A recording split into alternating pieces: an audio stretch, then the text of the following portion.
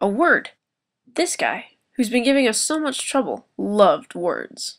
He could mix and match them effortlessly, and this is part of what made him so great. Now you see, our problem is we live in the modern world. A world that hasn't really been touched by huge poofy collars and bad sewage.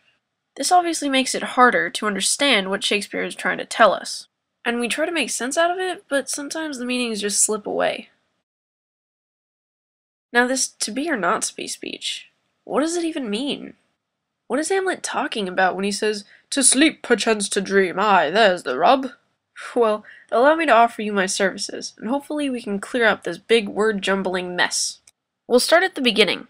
To be or not to be, that is the question. One of Shakespeare's most overused phrases. Here Hamlet is literally asking himself whether he wants to be or not to be. To die or not to die. So just with this first sentence, Shakespeare has already set the mood for the rest of the speech.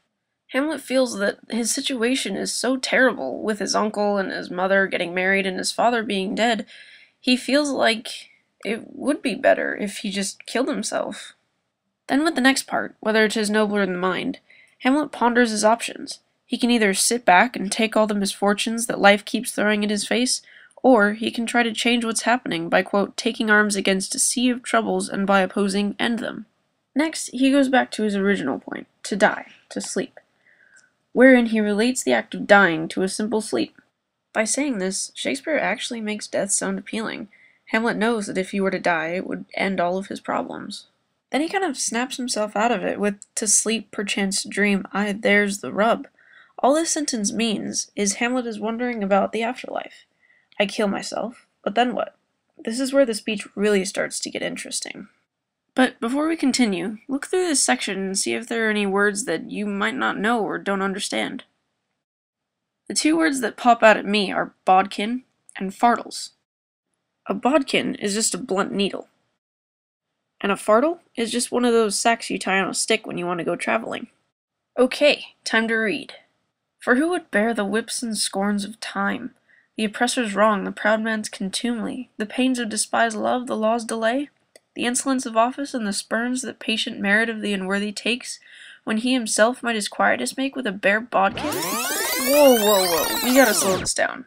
In plain English, Hamlet is saying, why do we as a people go through this horrible life that cheats us and breaks our hearts, when to end all of our sorrows all we need to do is kill ourselves with a bare bodkin and be done with it? Pretty intense, right? Well, here's where Hamlet realizes the zinger. Who would fartles bear to grunt and sweat under a weary life, but that the dread of something after death, the undiscovered country from whose bourne no traveller returns, puzzles the will, and makes us rather bear those as we have than fly to others that we know not of? Here he asks himself the question, so why do we go through this life so willingly?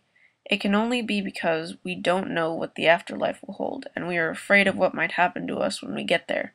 Once you die, you can't come back. This is why we accept our lives no matter how difficult they are. We would rather stay in the familiar than go somewhere that is unfamiliar.